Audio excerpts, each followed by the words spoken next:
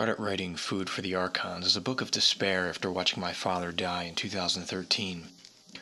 During his transition, I experienced a series of paranormal and psychic events that left me feeling that I had either gone completely crazy or fell into humanity's darkest secret. I spent the next 5 years conducting extensive research, and I quickly learned that what I had experienced was real. My journey brought me to an understanding that showed me that despite the terrifying reality of an unseen predator, we as humans have a forgotten power. Just knowing this brings us tremendous hope in what once seemed a dark reality. I wrote this book for me in hopes of gaining a better understanding of our reality and relationship to it. But my hope is that you will find as much value in reading it as I did in writing it. I Am Human, Food for the Archons, humanity's psychic connections, simulated realities, parallel worlds, and the manipulation of mankind. It's available on Amazon.com and at sixcentsmedia.net and wherever books are sold. I'm Dennis Nappy II, reminding you to let your intuition be your guide. Thank you. Let me tell you why you're here.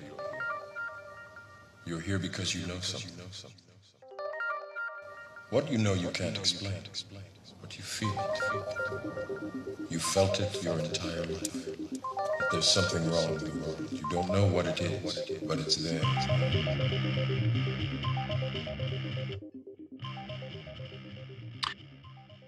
ETs, psychics, and AI. It's something we explore quite regularly here on the Secret Podcast.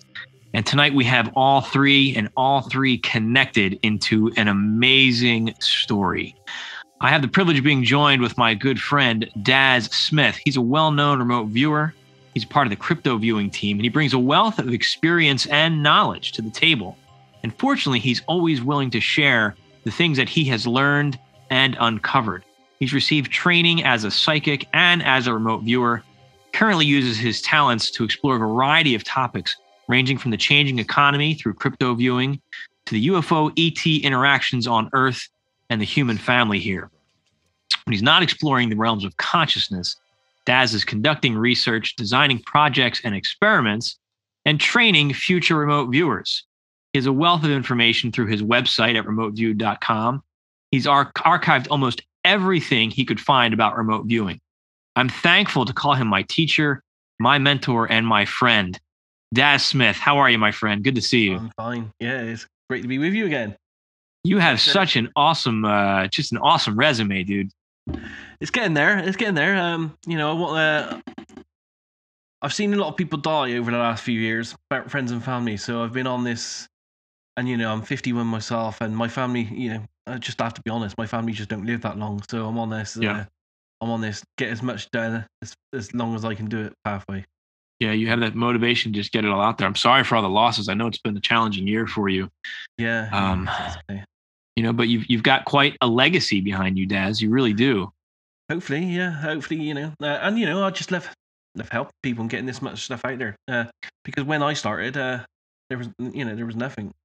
Yeah. Of course, we didn't have the internet back then, of course, which helped. But yeah, the internet helps tremendously. And I got to say, man, never in my wildest dreams, I'm thankful every day that I was able to connect with you. I mean, I used to watch you and Dick on Farsight, and like you guys were just these superstars. And then they get to connect with you and get to know you and then be trained by you. It's just been quite an honor. So once again, thank you. You're doing some amazing RV work. Your last project was outstanding work. That was a fun one, man. Thank you. I appreciate that. So we have some good stuff going on. And tonight we want to talk about another project, one of the many projects you do. You publish a magazine called 8 Martinis. And I know we talked about this the first time I had you on the show. Before we get into what this specific issue is about, and this issue is amazing. Remoteview.com. Check it out. Find the newest 8 Martinis magazine. That's what this show is about. We're going to talk about some Ingo Swann stuff and ETs on the moon and remote viewing experiences. I can't wait for this conversation. But just give us the background on why it's called 8 Martinis. I think that's a fun little side note. Yeah, there's I can't remember the exact quote itself. It's on the front of the magazine, but yeah, it was essentially a famous Ingo Swann quote. Because he did 20 years of work for intel agencies, and I think he heard 2 agents. I think he was in the toilet, and he was in one of those toilet stalls, and he heard 2 agents come into the bathroom, talking about this. And essentially, I think they said something along the lines of, if the remote viewing is that good, we'll have to go out and have 8 martinis to recover. Yeah. That's it. On the front of the cover, it says, "What is an 8 martini result? It's an intelligence community in-house term for remote viewing data so good it cracks everyone's realities. So they have to go out and drink 8 martinis to recover." That's it. And I'll tell you, I mean, Daz, have you had those moments as a remote viewer? Yeah, I'm sure it's been a while for you. I feel that I feel I did pretty good odds on the recent Tic Tac one, and the JFK one. So yeah, not every time, but probably about, I'd say 20, 30 times, which is quite good, I guess. So, but when you think about how many thousands of RV sessions I've done, that's not a huge amount of times. Well, but think about it again. That doesn't mean it's not good data. It just means it's not taking you out of your knowledge base and comfort zone. Yeah. You know what I mean? And that's what's amazing about this. I mean, I've been at this game, I don't even know, 20, 25 years, if not longer now. And there's a handful of experiences where you come into information and it shatters your reality. Like the Tic Tac we just did. My experience with the energy has really caused that paradigm shift for me as I'm thinking about the implications of it. So that would definitely be an 8 martinis moment. Yeah, absolutely. Yeah, and we're lucky to have those, because there are people out there that don't get to have the experiences that we do.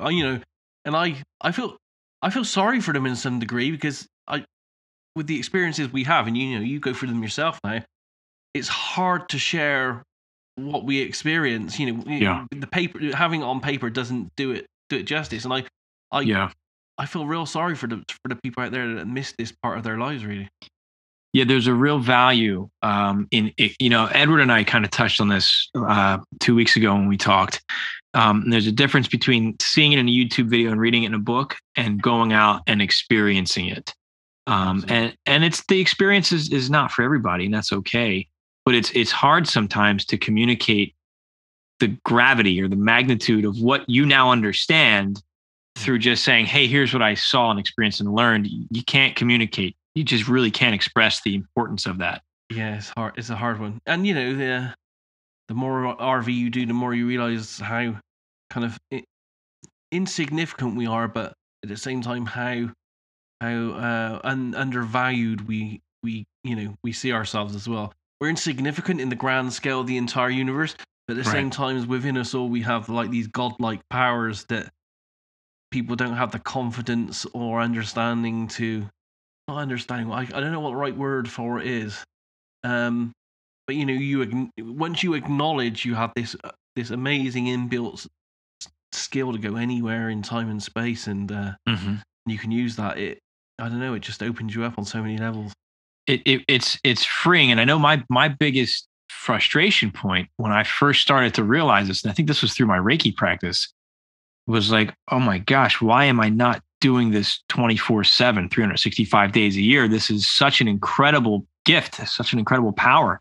Yes. And it only gets better with, you get better at it the more you practice it. And so it's hard when I'm not engaged in these things, because I have to pay my bills, and psychic work doesn't always pay the bills. It's really hard, isn't it? Because, between us, we're working on crypto viewing, and we're putting out huge amounts of content there with the team there. Yeah. And, we are also doing these side projects as well, like, for Hellfire. And, you're doing your private blog stuff and everything as well, and I'm doing mine as well.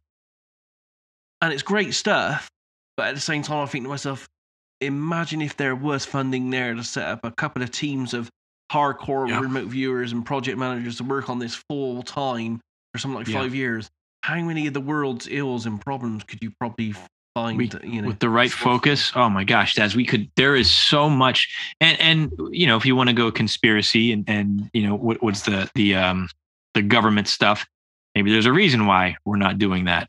But it gives me hope in the potential we have as a society within all of us. Maybe someday we can grow into a species that does use these talents we have in that way to better ourselves, as long as we're not replacing it with tech, which is what I think they're trying to do with AI, to replicate these abilities. Yeah, we seem to be going down that route. And literally just before I came on with you tonight, I was scanning through Reddit like I do, looking at the news. and I found a video film. I think it was from China, showing a new robot, and it was like an android with the face and everything. It was moving around, and the facial expressions it was making. Mm-hmm. I showed it to my wife. It was just so freaky. Other than you knew you could see metallic parts on it. Other than that, if you took that away and put a silicone skin on or something, you would not know it was a robot. Right. Every micro movement of the face it was expressing, and it was like, wow, we are moving on so fast. It's like, we need to slow down a little bit here. Yeah, we do, and again, this ties into my thoughts on our Roswell project. How this AI was a seeded technology, and we can debate the flaws on that project all the time, but the thought is still there. Is this evolving into to connect us with something else as the end agenda? You can. Did you ever see I did a remote viewing Area 51? Probably, but I don't remember it. And at one point in the Area 51, I encountered an AI that was like prisoner at Area 51. It was a round ball-shaped thing. Oh, wow. That was an amazing experience. And I don't even know if they knew what they had. Because it didn't feel like it. It felt like it was kept prisoner, but they didn't know that it was a super intelligent AI encased in this metal kind of ball. And weirdly and coincidentally, recently I came across a piece of video film from the 80s on the internet called The Bet Sphere, and it's this round sphere that some people, I think in Mexico or somewhere, found on their land, and they took it home, and they used to do all these tricks, and it's on video and stuff, and they did an analysis of it in a lab and stuff. But anyway, this metal sphere used to follow them around the house. Wow. It's really freaky. I'll see if I can find the video for you, and maybe you should have a look at the references in the Area 51 video. But yeah, it was literally a few months after that I put that online. I found this video about this bet sphere, and I was thinking. And the funny thing is, the sphere, after it was taken away for analysis, I think by the U.S. Army or something, not Army, the Air Force or something, it then disappeared. Of course. And I was thinking, is this the same one that I was looking at? But they did an X-ray of it, and you can see the X-ray, and it had two, I don't know what they call it, very strong magnetic weird things happening inside this sphere that they couldn't work out energy. Wow. That's amazing. And it reminds me, because this was, I don't think I recorded it, but like the AOL I had in my mind during the Tic Tac session of that technology was the book Sphere by, I think it was Michael Crichton that wrote that. If you've ever seen that book, which helped you manifest basically your reality. It was really some wacky stuff. So I'll send you this video to look at then, because it's very similar. And as I said, it seems similar to something I saw at Area 51 as well. This is where I start to think I'm going crazy with the synchronicities of things, and the more projects that you do, how you see them thread together and connect seemingly unrelated things sometimes. Like I see that all the time in Edward's work. He's got these random things all over the universe and time, and it's like, hey, there's common threads here in what he's piecing together. Yeah. It's amazing. Definitely a lot under the hood there that we just don't really even understand. We don't understand yet. But I'm wondering, and I don't want to give away too much yet as we get into this, but if there's some keys within this magazine you just published with future RV targets to allow us to better help ourselves to understand if we can access some tech. That's a little teaser for coming up. I mean, I shared some stuff with other researchers that do RV stuff, and I know that one of them has tasked other people to go and have a look at the same stuff that Ingo looked at. Yeah. And I'm planning myself in the new year to get a team of people to do similar work and to carry, because in the same magazine there's an article from Ingo Swann in 92, 93, and I think the 92 one is where he tried to call out for psychics at the time to come together and to meet the UFO situation by using psychic force against psychic force. Yeah. I'm going to try to do that kind of research project going ahead. A bit like the Stephen Greer contact, try to do something. His CE5. But in a bit more of a blind, controlled, remote viewing, proper scientific manner, if I can. Well, say no more to me then, in case I'm lucky enough to be on that project. But I'm interested. To have you on board if you're interested. Oh, I'm definitely interested. Yeah, absolutely. I mean, we have to be a bit careful, and I have to, we have to warn and vet everyone that is coming on board on something like that, because we don't know what we're doing. It's very exploratory. So we have to be honest with the potential risk there to some degree. I think there's a lot of, and maybe this is better, an offline conversation that I think we can continue. But yeah, there's certainly some concerns there that I know you'll vet out quite well.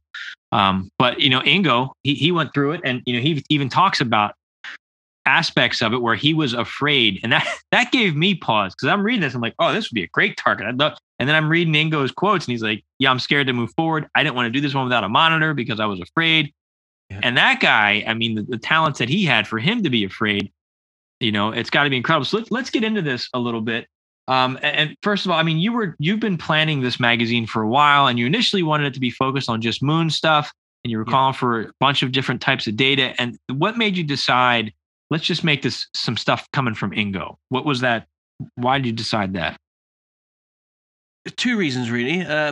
I mean, I know there are lots of moon and Mars related RV sessions out in the public domain on the circuit, but I couldn't get them coalesced into anything that hasn't been seen before in a good way.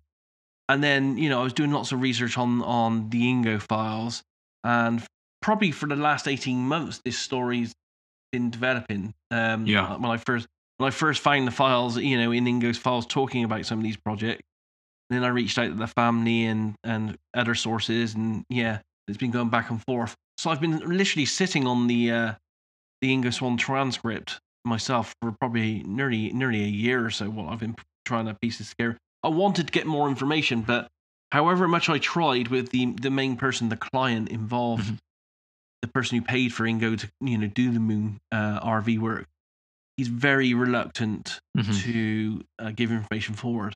The only good thing that's come out of this at the moment is that he saw the magazine, and he did email me back saying it was a fantastic job. He absolutely loved it. And when he's been told that he's allowed to let the information out, he will let it out to me. So that's a good thing. Yeah, that's promising.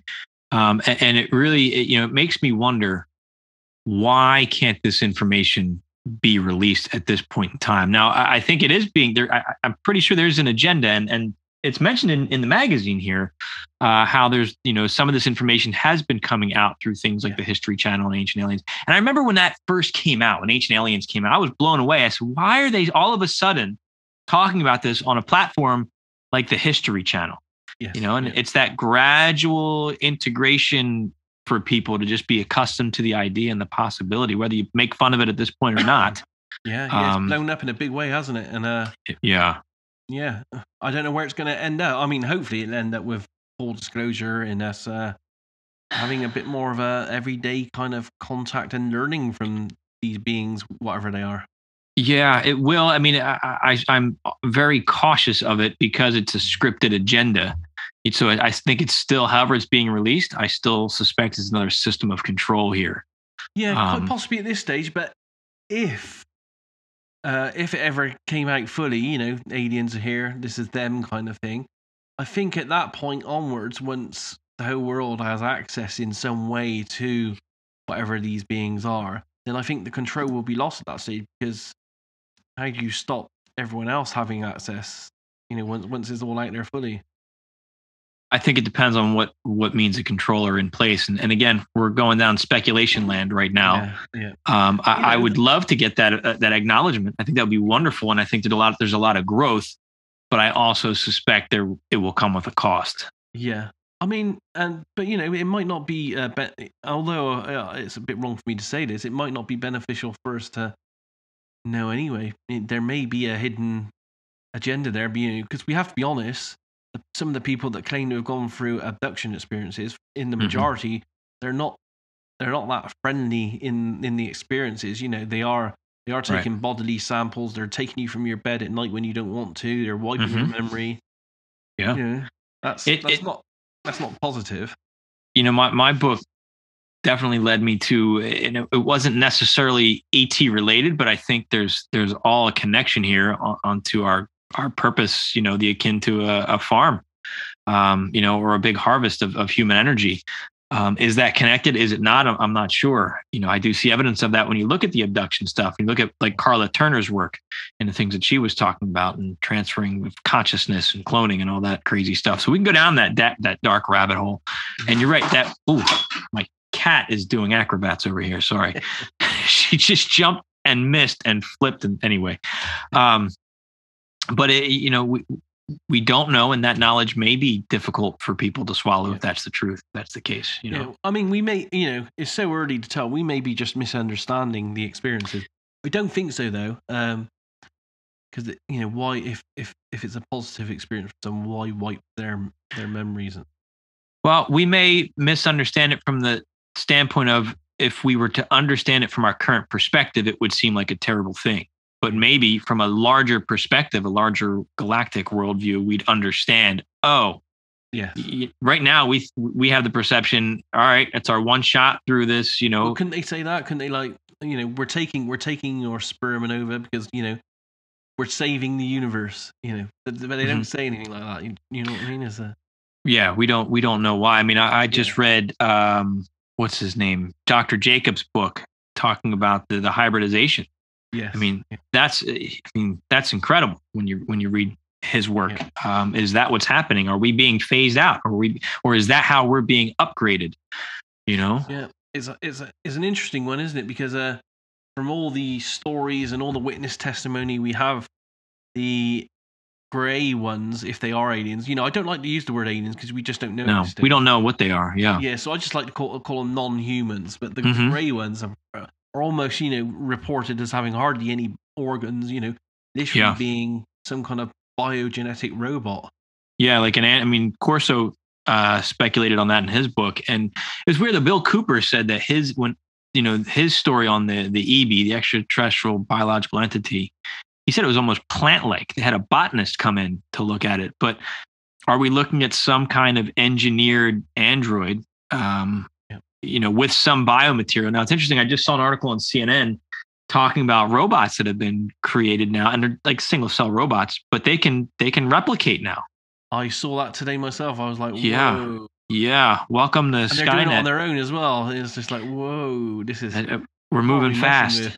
Yeah, we're moving really fast, and I think when you start to see the bigger, it's hard not to go dystopian, and I really try to keep that balance. Yeah. It's fun to go dystopian sometimes, but. Let's refocus on some tangible stuff here, and that's the 8 Martinis magazine.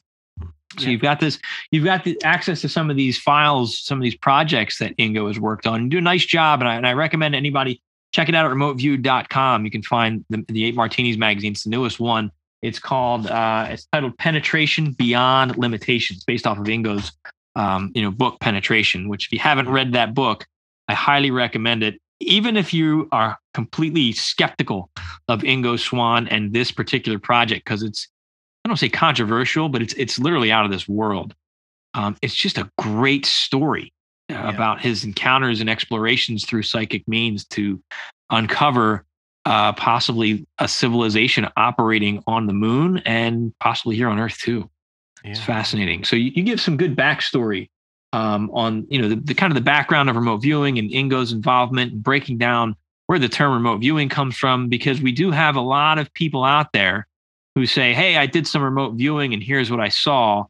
And it's not remote viewing as defined. There's a difference between I closed my eyes and I saw something at a remote distance and I went through the set of protocols to do a remote viewing session. So you do a great breakdown explaining that in this magazine. It was great.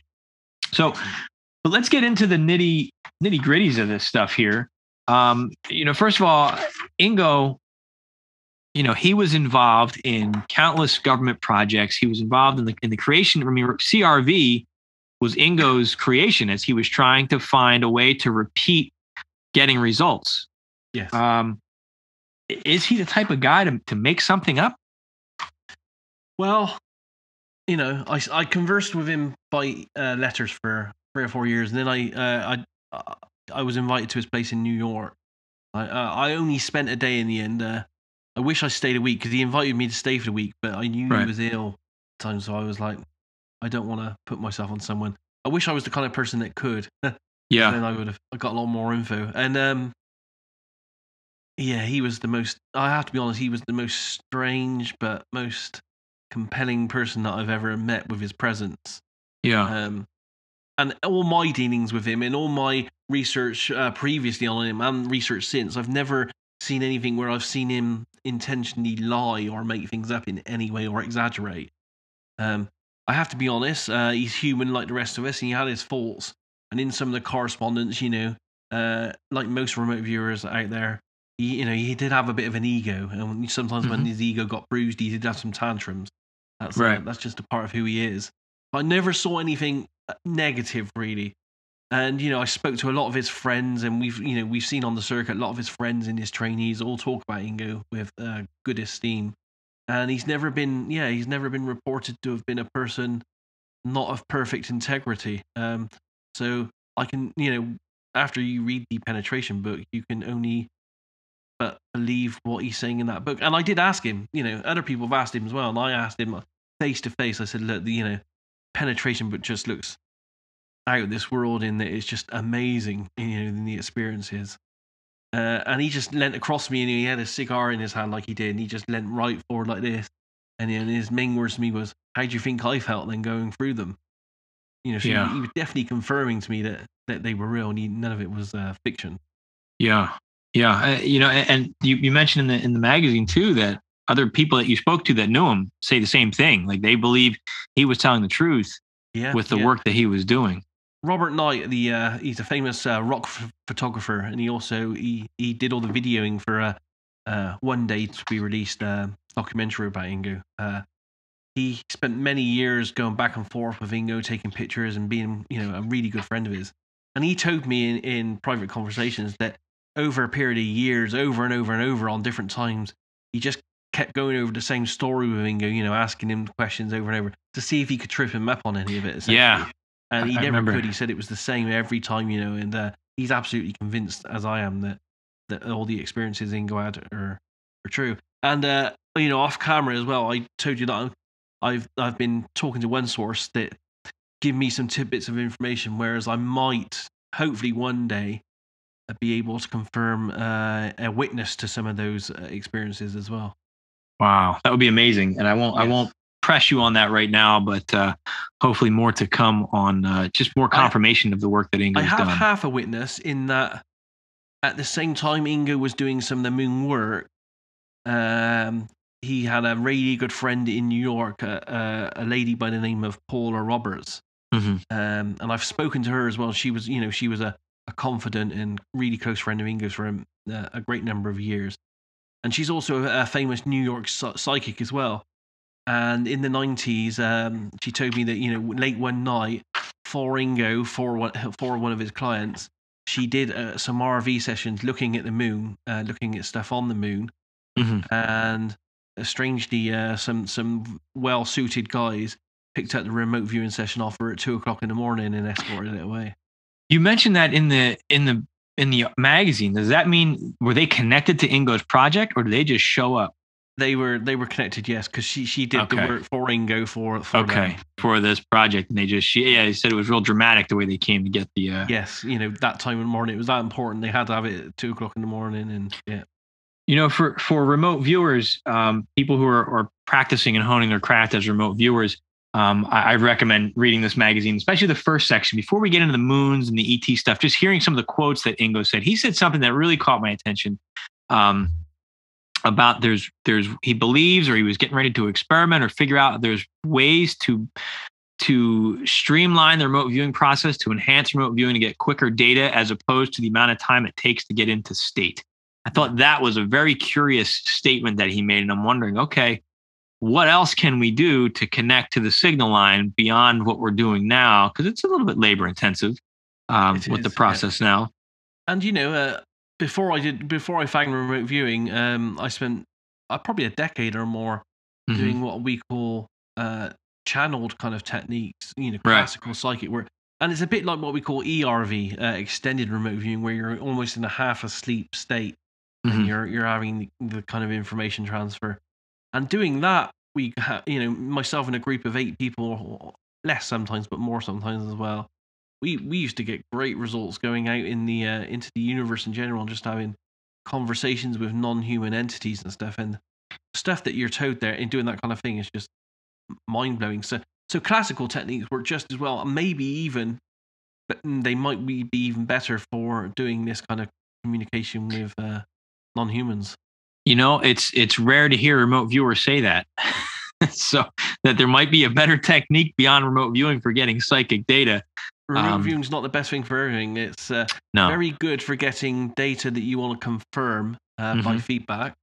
Right. But it's very, you know, we have to be honest, because we're all using a method that kind of derives from the SRI, Ingo military way of doing things. It is very stiff and formal. And unless you spend time adapting a method like CRV for operational uses, it's not very good out of the box for operational use. Yeah, for things like direct communication and gathering. And it's interesting because as I was reading some of his encounters, I'm reading the transcripts, and it's going, wow, he's having a dialogue, but that's not really within the protocols of RV to house a dialogue. But it reminded me of Bob Monroe's, if you listen to the old Monroe tapes, when they first started channeling, or some of the Dolores Cannon work, you know, how they're channeling and connecting with these non-human entities and gathering information. It's fascinating stories that we're getting back. Yeah, he was writing it at the same time. Right, yeah. He was staying within the structure, but the way the dialogue sounds, it's like, wow, it was pretty neat to read that. Absolutely, yes. And I just wish we had the rest of it as well. I know their audio tapes, the notes, all the papers, but they were, you know, after Ingo died, his niece told me, you know, the Richard Butler, the client, came along, and because he essentially paid for the work and owned it, he took all that away of him. Yeah. Wow. And held on to it, huh? Yes. One day we might get the audio tapes of that. I'm speaking to some people now that are talking to the estate or family of Bob Durant, who also passed. So the audio tapes may be available of that at some point in the future, which would be amazing, you know, to hear their voices and stuff. Yeah, that'd be really neat. Yeah. So Ingo, in the book Penetration, you know, just a very, very brief summary. He was tasked by an unknown organization. They picked him up. They took him to Alaska, right? He felt it was. He couldn't prove. He felt it was Alaska. He felt. It was like a whole hooded in the car experience. We're taking you somewhere, and so he didn't know where he went to work this project, and he ends up on the moon, and he ends up encountering entities on the moon. Yes. So this magazine was Ingo's, I guess, response to that, going, I can't forget about what I just went through. I need to explore this further and see what the hell's out there. Yes. So where we pick up in this magazine here is, you know, I guess the early attempts of Ingo going back. Now, yes, because he started, you know, when he had these, what shall I call them? Participation with this intelligence agency of some kind. That was in the mid-70s onwards. Right.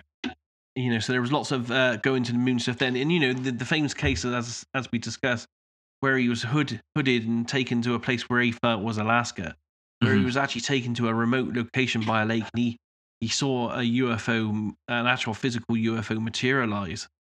So there was that as well. But all that was generally in the 70s. And then in the 80s, he did the occasional project looking at Mars, and we know 4 of those projects now that he did. Tom McNair worked on one of them, and he recently gave a really amazing hour talk on that at the IRVA 2021 conference. Oh, wow. Yeah. I've got the RV sessions on it with Tom McNair was a remote viewer, Ingo, and several others. And the most amazing thing about that is all the remote viewers in the RV sessions, and Tom McNair's sketches are amazing, are detailing these pyramid structures on Mars. Tom McNair actually details the inside of it, of all the subdivision rooms and the rooms going underground and everything. Wow. That's incredible. Be able to get that detail is incredible too. Yeah.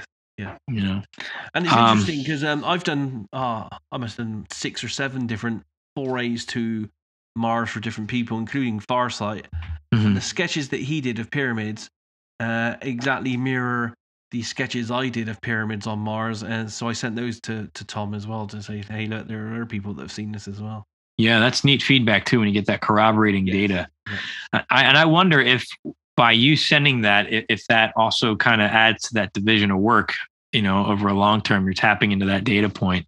Possibly, yeah, because time, and that's one of the things we need to ask ourselves as remote viewers. Are we sending ourselves stuff from the future back to the past? Because time doesn't exist in remote viewing. It doesn't. And I did a personal project that I shared some of it on my channel, just looking really I was like, how else can I use this? I was going through some stuff, just asking for some advice and some feedback from my future consciousness at a time when it could give me advice. And I got stuff.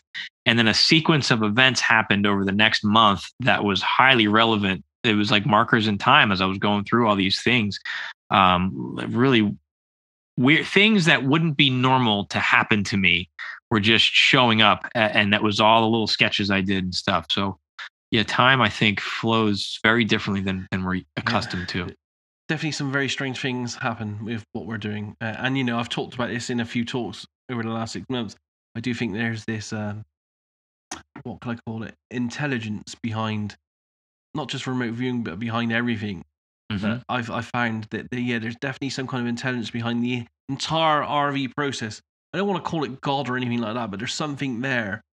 And at the points where many of us think we've got something, we're on the right path, we've nailed something, we got this new technique or found a way to make money or something, it's then on the very next time it's completely flipped on its head. Yeah. And you can almost hear this silent entity in the background laughing at you, and I call it the trickster effect. There definitely is something happening there that definitely has an intelligence to it. Well, and the other side of that is the synchronicities that lead you to that point, or sometimes just the data dumps. And hearing Ingo, as we go into this, describe how he was getting information, I read that and I can relate to that to some level, not through remote viewing. Just sometimes you just get this info and it's so much and you can't process it all right away. I say it's the equivalent of, my processor isn't fast enough to process all the data that comes into us sometimes psychically when we're getting it. And it takes a while to unpack it. It's like a zip file almost. Yeah. And to hear him describing that, and he this was in 1999. He referenced the Matrix movie too, which was a pretty neat reference. Yeah. Coming from Ingo, that was like, all right, that's the nod right there. Yeah. So he goes back. He goes back to the moon in a monitored session. Yes. Now he was invited. He said he was invited back there. Yes, correct. Can you talk on who invited him? Yeah, I don't have a huge amount of information on it. He called it the Doma, which is short for Daughters of Ma. And I did a little bit of research on it, and the person that paid Ingo to do the RV session also sent me some details on it. And he claims it's a race of extraterrestrial, almost godlike women that we have adored and celebrated over many centuries. That are moving or transgressing, moving high. I don't know what the word is. Yeah, they're moving through the universe anyway, and they essentially it's almost like they're godlike and they're controlling everything that's happening. Other than that, there's not really a lot to go on, to be honest. There's a very old 1990s website which I linked to in the magazine where you can get quite a bit more philosophical kind of writings about the Daughters of Ma. But there's nothing solid, and I never heard it mentioned anywhere other than Ingo's files and from Richard Butler, their source. Huh. Yeah, it almost reminds me of like the Gnostic reference to like Sophia or the Aeons. I mean, yeah, I think to be honest, there are references to it under different names in different philosophies and religions and ancient writings and ancient knowledge. But I think they go under different names there. Yeah. I mean, this is one of those moments. It's like that clip where Han Solo is saying, the stories are real. I mean, I'm kind of feeling that right now. The Force, it's all true. I'd love to play that clip right now. when you start hearing this, and I guess you and I have the lens of like we understand remote viewing data, and we understand that there's valid data that is gained from remote viewing. I mean, there's noise in there, obviously, but to know that it's possible that this stuff is actually real or elements of it, I mean, that's an amazing thing to try to sit and process that. I know, yeah. And as we discussed with all the revelations that are coming out, all the knowledge we really have and that we kind of trying to piece together, through many different sources about our ancient kind of, how things happened, how we came about, tales of Atlantis, the biblical flood, everything like that. Right. It all seems to fit in, and especially with all our knowledge of the stars in the ancient writings and scriptures and cave paintings, it all seems to fit in with this story of this migration of this. As I said, I don't like to call them aliens, non-human entities that are interacting with us in our universe. I think that's I got to echo that. I think it's great that you're drawing attention to saying, hey, no, let's not call them aliens. Willie Strieber does that too. He says, I don't know what they are. They could be anything. Yeah. I think we're probably more alien than them because it seems like they've been here hundreds of thousands or millions of years. Yeah. That's a good point. Or are we their creation, or are we an aspect of them? Yeah, absolutely. From the writings, from stitching, from everything out there, even religious texts like the Bible and everything like that, they can all be interpreted, I would say, along the lines of we are their creation in some way. Mm-hmm. Yeah, I mean the Mayan, the Mesoamerican texts have it. The Gnostic texts, they clearly describe it. So it's all there. Yes. Beyond just stories. I think that's kind of what it's evolved into at this point. Yeah, I think we've probably just lost certain parts of our history that goes back tens of thousands of years on this planet. Under different scenarios, we don't, and to be honest, if you look at all the ancient texts, it does look like there may have been several what they call wars in heaven kind of situations. So there might be more than one race of entities out there that have problems with each other and stuff. We have to get that consideration as well. Yeah, it's hard. I mean, it's probably just as complicated as our. I mean, as above, so below, absolutely, right? Yeah. I mean, the politics on Earth are horrendous. Can you imagine what it would be like in a universe of life? Politics of that. I'm sure. I can't say I'm sure, but I would imagine it's as much of a disaster as we have here. Absolutely, yeah. Because if we're experiencing this conflict, then obviously the leadership above us that we're not aware of, isn't fixing it. So it must be somewhat normal. It's those famous words, isn't it? As above, so below. Right. That's just it. As above, so below. Yeah. So Ingo goes back. He was invited by the Doma. Now, when you say he was invited, though, let me get back to that here. How was he invited? Did he get a psychic phone call, or? I believe Richard Butler, and he's a bit of an elusive character. All I can tell you on him is there are some writings about him because he was, I think, head of MUFON or something in New Jersey area. And he also did. He also did a lot of research on famous New York Brooklyn Bridge abduction case. And I think I found some writings or some indications that he may have been a past abductee himself. Okay. And I think the invite came from maybe something he was doing with Doma. Yes, but the details on this are all fragmentary. We're trying to piece them together, really. We know there are a lot out there missing. Hopefully one day we will track them down. Incredible. And Ingo, I'll get to it later, but he talks about how he thinks that Richard had one of those big data dumps in his mind that he was slowly trying to unpack as well, which is pretty neat. Very possible, yeah. When you get into it. So Ingo goes back and he, it's neat watching him work through this process of trying to navigate and communicate. I mean, he encountered some entities, human entities, not Earth human, but human entities. Can you talk about that? Yeah, it's probably sorry about this a minute. It's probably worthwhile saying that we're talking about him going back to the moon because I mean this is probably his third time going back because he went there in the 70s for the Intel agency and he had a look at bases and structures, all that kind of stuff. And then as part of this process of stuff in the 90s, he did some previous work with his niece Ellie where he went to the moon, and I don't think he had an invite at that time. And that was when he got kicked off by this certain telepath that kicked him out and said, "Get out of here." And what did he say? Get out of here, or he pushed him out? Yeah, he just booted him, essentially using his mind booted him off the moon in some way. Yeah. And what's neat about this guy, and he goes into detail because he found him again, right? Yes. So this return trip, he goes back because he's invited. with the express aim, and you'll see that that people can read that in the transcript of getting. He wants to talk to that strong telepath person that booted him off the first time. Yeah. Yeah.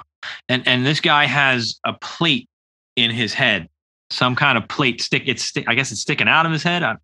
Yeah, that's the description. A plate in his head, and he said they all had plates in their head, but they're depending on their role. When there were what he called offensive telepaths, there were defensive telepaths, and they, depending on their role, they had a different colored kind of metallic plate in their head.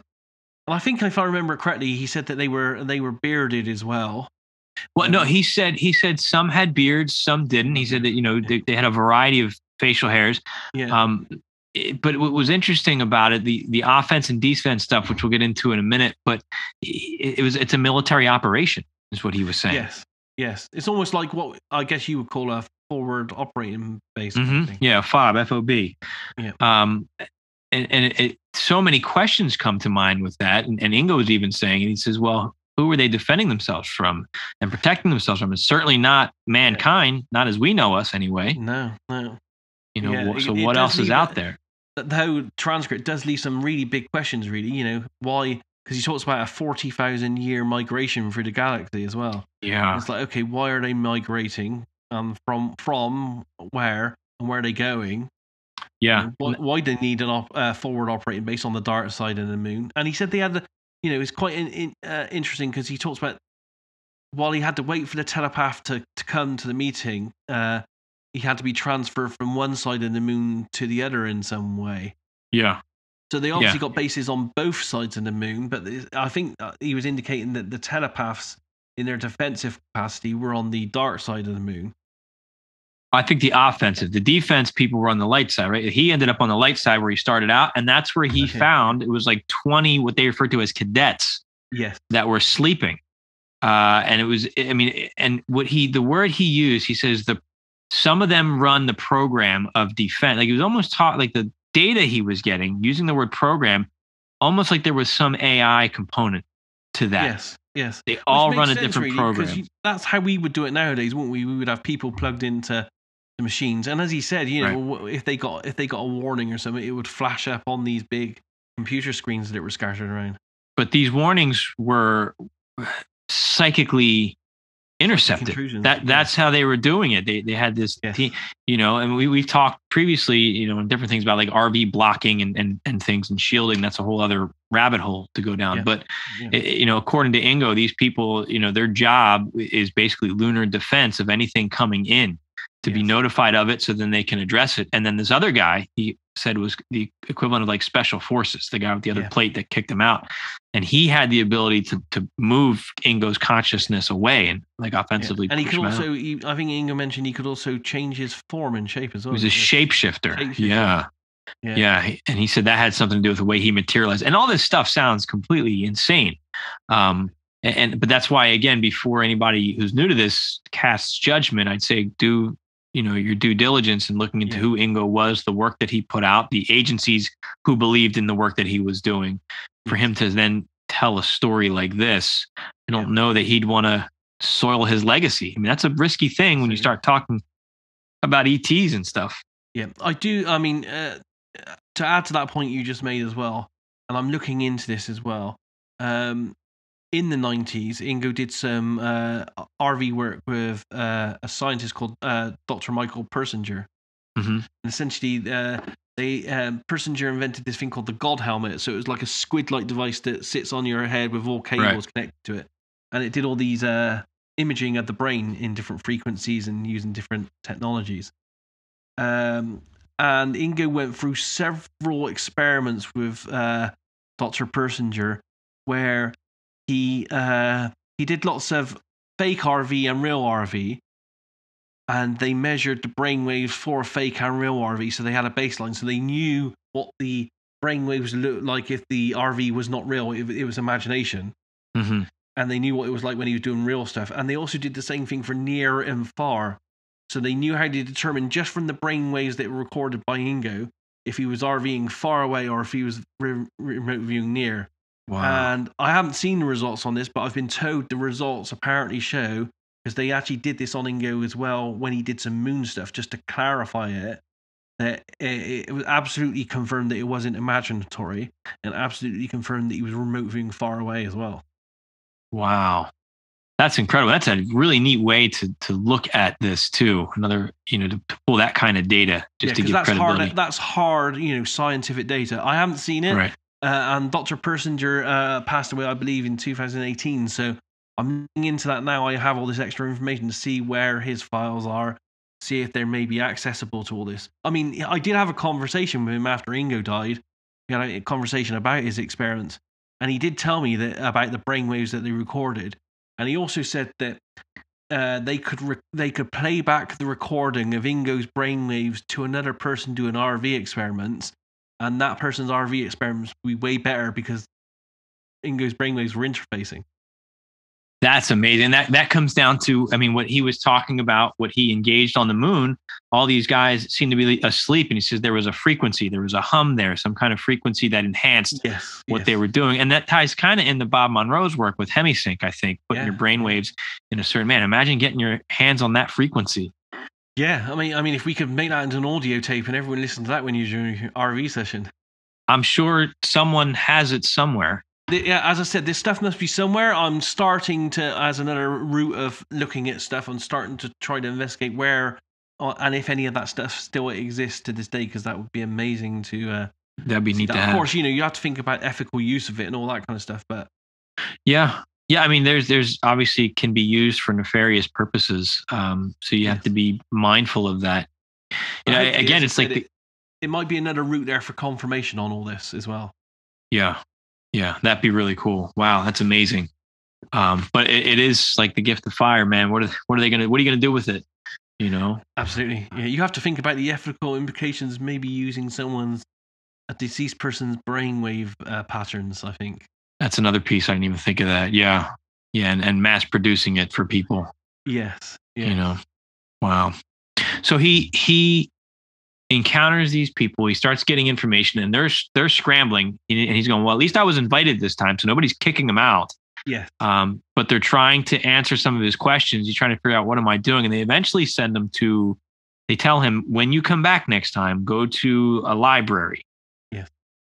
And he's like, well, a library, what are you talking about? It was like the equivalent of whatever a library was. It wasn't a place with a bunch of books, but it was their data set for storing knowledge and information. So he goes back in a later session. He does. And what does he encounter when he gets there? It's slightly hard to tell. I think he's trying to describe it looks to be like a craft, doesn't it? Mm-hmm. It's embedded in a crater, half embedded. Yeah. It sounded like a craft part, because he said it could the whole thing could pick up and move. Yeah, it's very interesting because myself and I know other remote viewers have done several projects for certain people on the internet, and I even have I did 3 targets of the exact same object that's embedded in the surface of the moon. It's on my website, so it seems very similar to that kind of target that I've and other people been sent to look at before, which was on the edge of a crater. That's interesting, because we did a podcast on that, reviewing all of your sessions where we got. So I'll find that. I think it's called Daz Smith and the Moon. So I'll link that into the show notes for this one here at Sixth Sense Media. But it's very right, but it'd be good to compare that now. Yeah, what's that? 2 years ago we did that. Now looking at this data too, just to see if there's similarities. But he finds this. It's this craft, but it's this. It's like a hall of records, really. I mean, it's a database. What's he do when he gets there, Daz? Well, he finally gets inside of this. Can we actually say he's getting inside of it? I guess you can't even know it's not physical, or he's not there physically. It's very strange. He said it opened up, though. He felt that it was scanning him and almost testing him first. Yes. But it's strange to think that, you're there in a non-physical way, and then you're having this interaction non-physically with a physical thing. But he said he gave the same indication when he was there talking to the physical beings, to the woman and to the person. And he said, I don't know if everybody can see me, but they're still talking about me as if I'm here. Yeah. So I think they're just operating on that level of, hey, people, intelligence has come in all, I guess, forms, physical, non-physical. better eyesight than us. We know that we don't see, infrared or, we don't see like 97% of the light spectrum or something. It's more than that we don't see. Yeah, it's a lot. Crazy amount, isn't it? Yeah. Yeah, I mean, I think we only see less than 1% is what we can perceive. Yeah, maybe they have, just lucky enough to have an enhanced, eye rods and cone system. Yeah, that's possible too. So he's inside this kind of craft, and after some, I think, stops and starts, he essentially has an interface with this library, which he kind of describes as just like being in the film Matrix, where they plug into the Matrix and they get a huge dump of data super fast. Right. As a learning experience. But I think his was too much data, too fast. It was too much for him. It exhausted him, and it took him a while to unpack it. And this is where you see the skill of Ingo coming into play too. And a side note, the person that told him to go to this library told him, yes, you go in there and you connect with this, and then it can answer your questions. But yeah, he started getting it. He says, I'm getting so many AOLs. And for those that aren't familiar with remote viewing, that's like what it would remind you of, because your conscious mind is trying to rectify the data.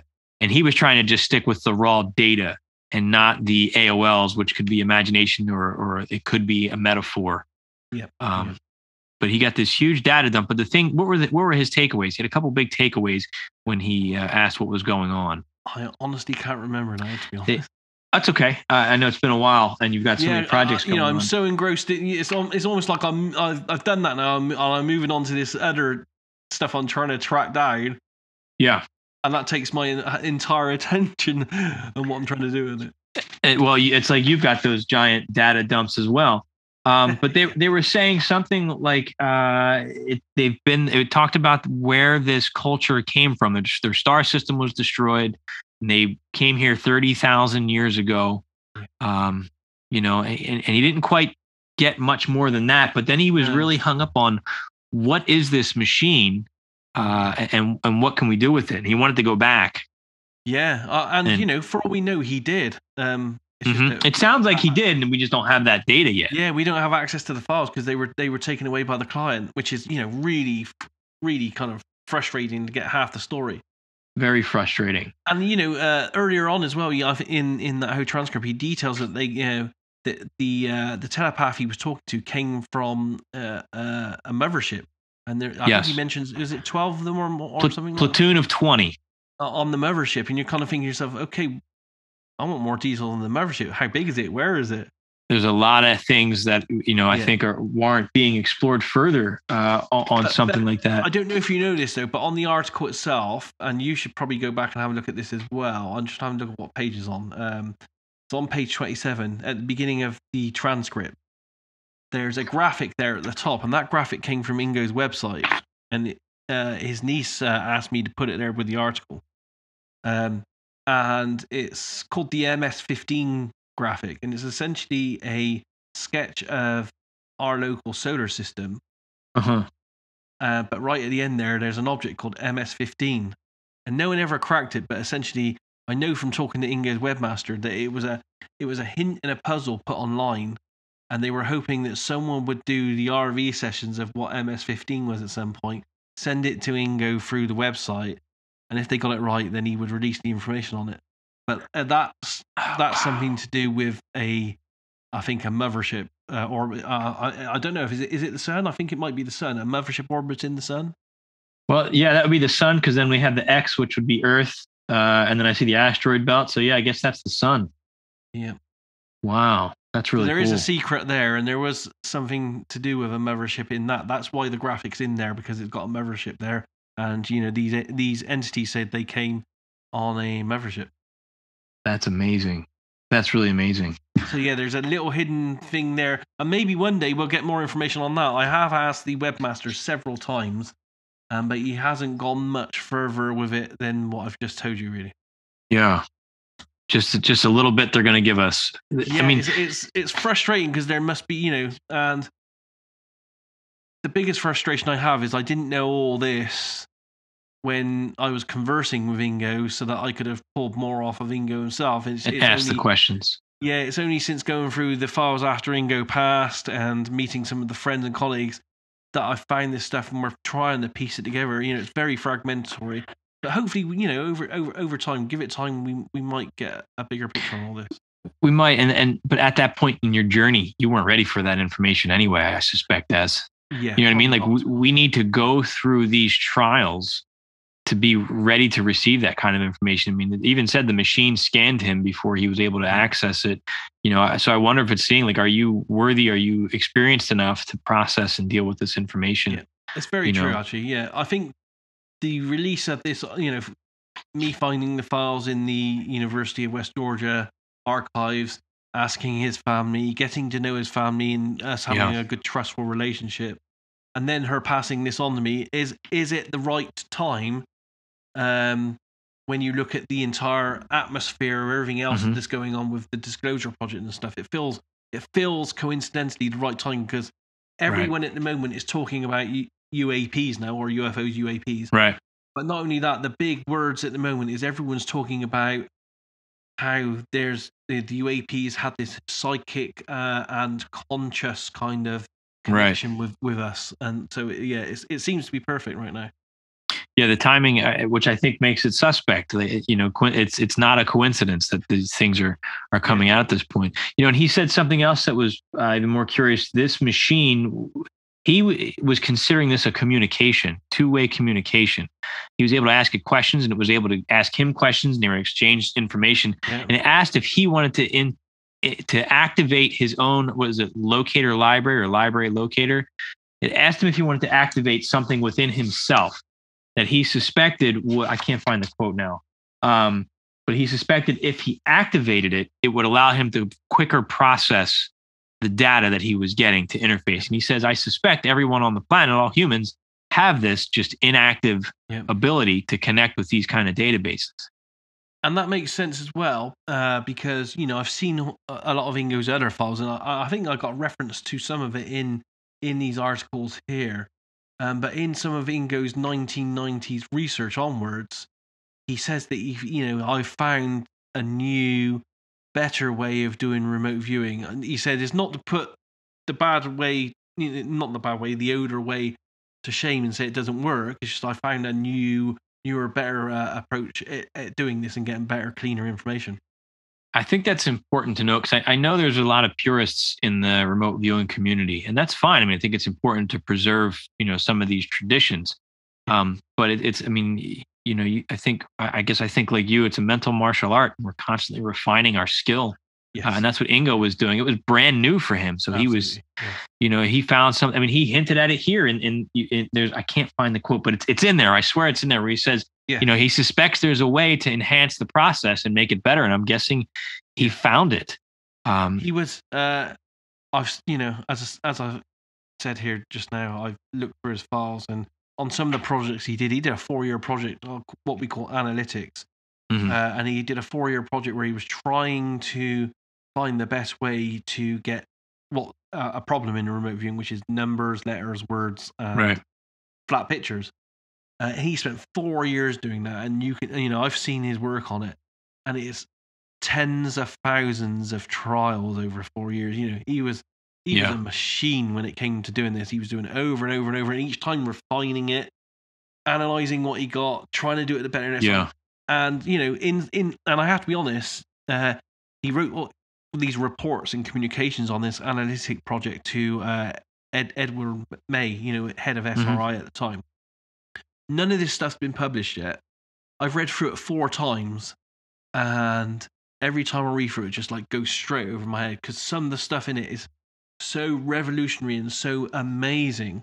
Right. I just can't. You can't process it yet. I can't process it and take it all in. But it's some of the best remote viewing revelations and work, and exploratory new approaches and ideas that he comes up with. But again, it's stuff that's never yet been seen in public yet. It reminds me a little bit of some of the work that Edward does, and he's always saying, first you learn how to remote view, and then you learn how you remote view. Refining your process. And hopefully, this is preserved from Ingo's standpoint. His work is preserved and eventually released to at least the class of viewers out there who are interested in furthering this. A good percentage, I probably would say, probably something like about 25 to 35% of it that was sent to the archives is online digitally at the moment that people can access. That's great. I can give you the link to that, and you can add it to the notes if you want. Yeah, that'd be wonderful. Yeah, send that my way. We'll put it in the show notes. So, Daz, wonderful project here. Anything we're missing? I think we covered most of the high points. For everything else, I'd recommend check it out at remoteviewed.com. Remoteviewed as in the past tense.com, and you can find 8 martinis. Well worth spending the time. Whether you're a remote viewer or UFO researcher or just somebody who's curious and wants to read a good story, it's well worth your time investment to look into this. And especially as a remote viewer, I gained a lot from the beginning half in looking at this. It was really neat to read that. Excellent. Yeah. Yeah. So great project, Dad. Any final thoughts on this? No, other than it's an unfolding story, really. Each day I'm getting little bits more information. As I said, I'm on the track of a potential witness that witnessed some of these events. I haven't got the name, but if I can ever track that down and get them to come forward, then that would be some amazing validation. I'm talking to some other people that were kind of on the fringe involved in some other projects, which I'm trying to get more information on, and I don't mind talking about it a little bit. But one of them is a project where Ingo actually, it looks like he went to Egypt and he did some kind of remote viewing for and on the Sphinx and Great Pyramid of Egypt, and that hasn't been in public either. Wow, and that might come out. You might have that coming out. I haven't been able to I know it's been done, and I now track down the years, and some of the people involved is just trying to take it that stage further and find out where the files are. I have some of the information. I don't have all of it right now. Yeah. And I think that points, what Ingo got from this session that you shared in the magazine, is that there's been a species that's been interacting with our planet for 30,000 years. And I wonder if that project looking at the pyramids and what could be contained, a bug just flew over my head as I'm saying that. Weird timing of things. Is Edgar Casey's Hall of Records, right? Yes.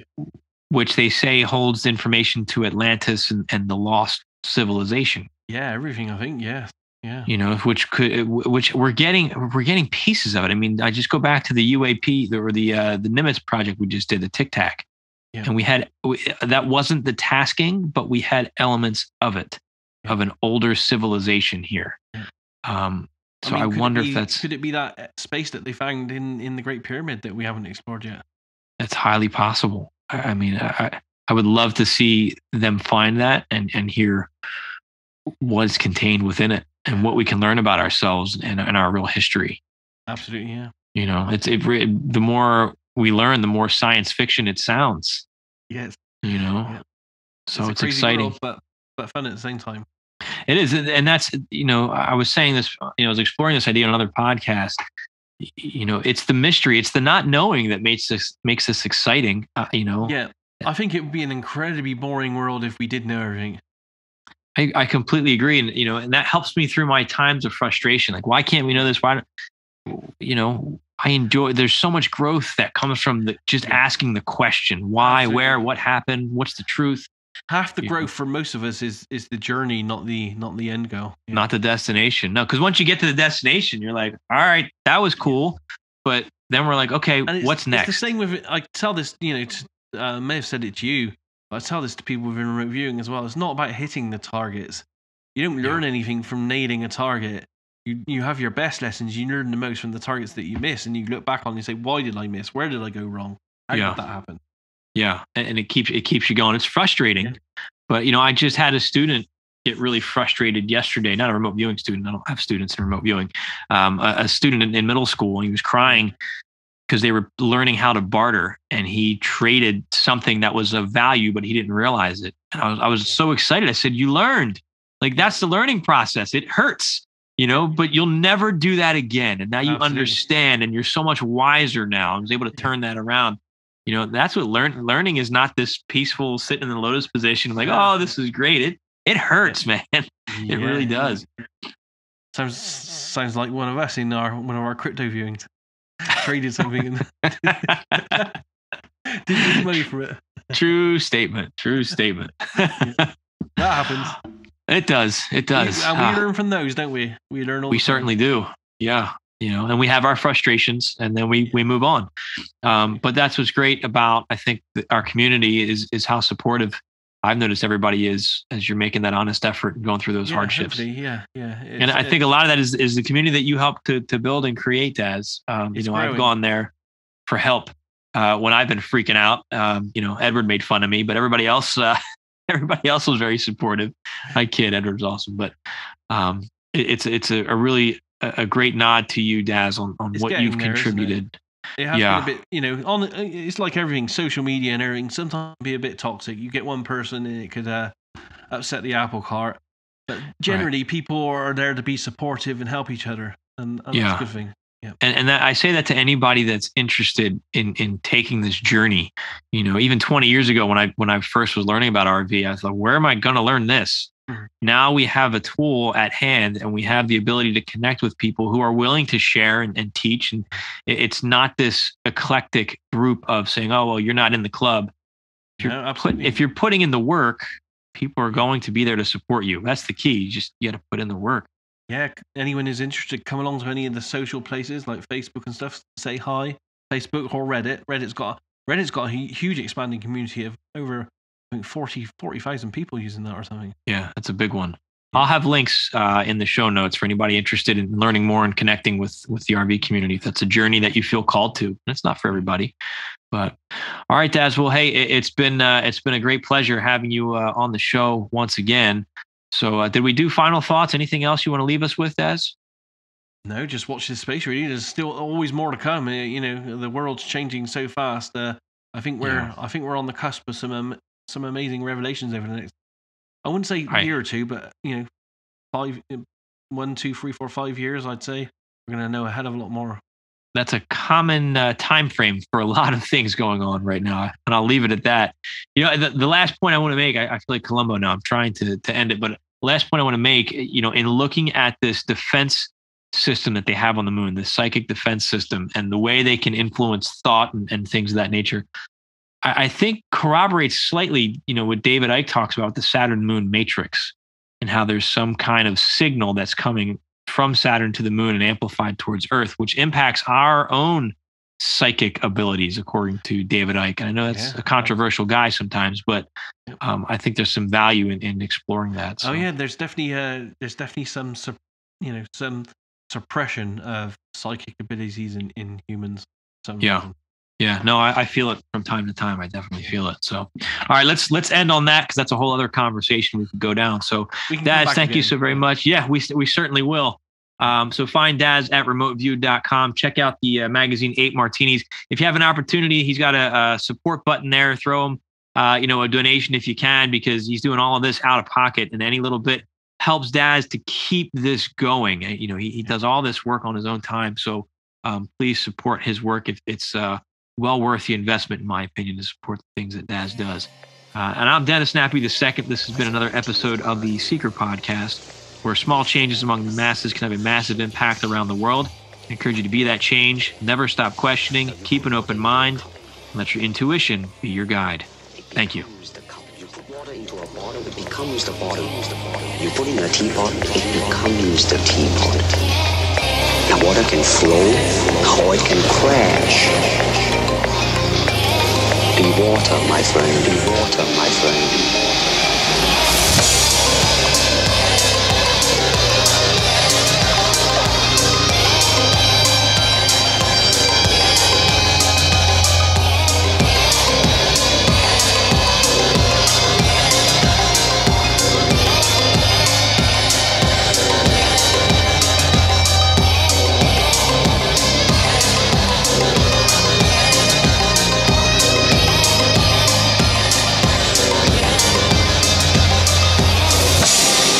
Water, my friend, my friend.